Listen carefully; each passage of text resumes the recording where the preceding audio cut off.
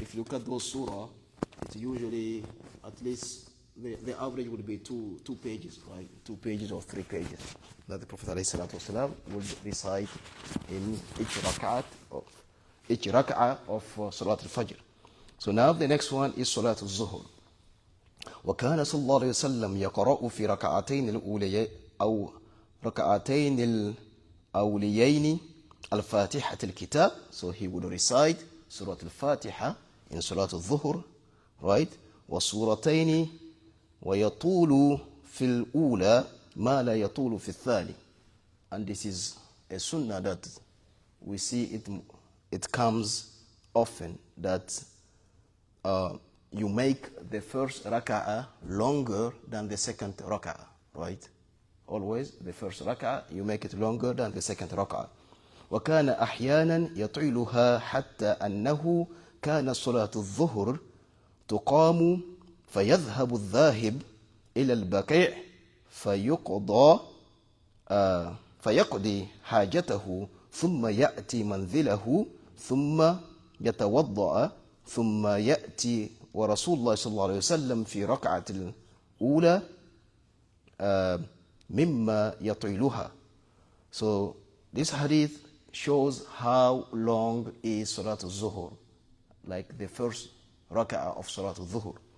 They say that the Prophet sallallahu alaihi wasallam, he would make it very long until a man could go to Bakr, which is about maybe 5-minute walk or 4-minute walk, outside of.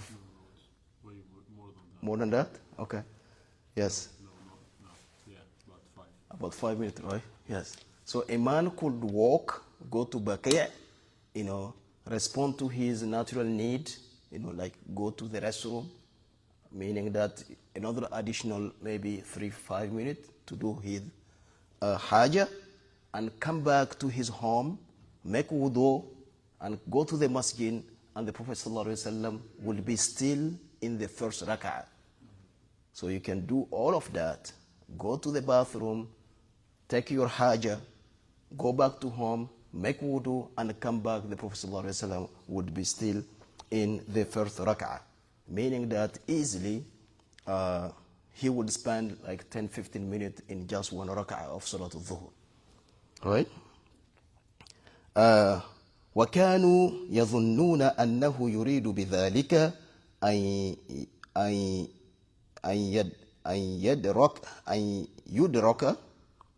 يدرك الناس ركعة الأولى. The companions radiallahu anhum, they say that they think that the Prophet ﷺ is doing that to allow people to join the salah. He make it longer so that people, usually Salat al-Dhuhr, sometimes people are busy with work, so he would allow people to make it longer so that they can make wudu, finish their task, make wudu and join the prayer. So that means it's okay if you are the imam, there is something going on, that people are busy, you can choose to recite longer surah so that to allow people to join the salah, right? So there is no problem in doing that. وكان يقرأ في كل ركعتين قدر 30 آية. In every raka'ah, he would recite about 30 ayah. Compared to Salat al-Fajr that we saw last time, the hadith said that he would recite about 60 ayah. So for Salat al-Dhuhr, every raka'ah will be around 30 ayah. For example, Alif Lam Mim Tanzilul Sajda. So Alif Lam Mim, Surah al-Sajda. Sometimes he would recite Surah al-Sajda in Surah al-Dhuhr, including Fatiha. وأحيانا كان يقرأ والسماء والطارق. Sometimes he would just recite half a page. والسماء والطارق. والسماء ذات البروج. Sometimes والليل إذا يغشى ونحوها في من السور. So he would recite those surah. وربما قرأ إذا السماء انشقت. And sometimes he ربما is sometimes or usually. Yeah, sometimes. Sometimes? Okay. Sometimes. In this context. Okay. So sometimes he will recite إذا السماء انشقت, which is like one page. If you look at in the Quran. وكانوا يعرفون قراءته في الظهر والعصر باضطراب لحيته. The companions رضي الله عنهم, they would notice that he's actually reciting Quran in his prayer by looking at the movement of his beard. You can see that the Prophet ﷺ has a very long beard. So when you recite, so you see that he's, it's moving. Like mashallah, if you are reciting with your lihya, you can see him moving, right? So that's how the companions from back, they would notice that Prophet ﷺ is actually reciting Quran. So two more hadith inshallah and we will stop. قراءته صلى الله عليه وسلم آية بعد الفاتحة. So this is also something this is not common. بعد الفاتحة في آخرتين. Usually what we learned is that the two last raka'at of dhuhr, you should not recite surah, right? You only recite Surah Al-Fatiha. But there are hadith that shows that the Prophet ﷺ, sometimes he would choose to recite surah in the 4 raka'ah of Surah Al-Zuhr. All of the 4. The first raka'ah, second, third, and fourth, all of them he would recite surah. So if you do that, that's okay. So this is the hadith.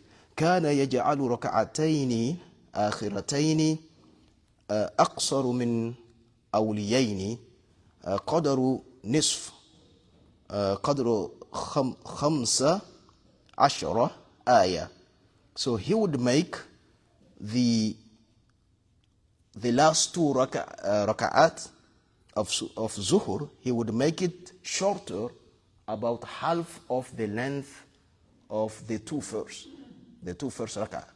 The 2 first raka'ah he would recite in every raka'ah 30 ayah, but for the last 2 he would recite 15 ayah. Like 15 ayah. 15 ayah, it's like also could be 1 page, right? Easily. So it's sunnah, time to time, to recite a surah in the 4 raka'at of Surah Al-Zuhr. The last hadith, inshallah. Let me see. I'm choosing one of them. وَكَانَ يَسْمَعُونَ مِنْهُ.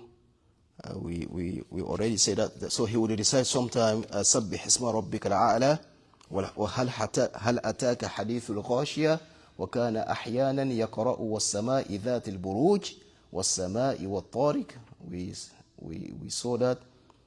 أحيانا يقرأ والليل إذا يغشى. And sometimes he would recite also والليل إذا يغشى. So this is how the recitation of the Prophet ﷺ was when it comes to Surah Al-Zuhr.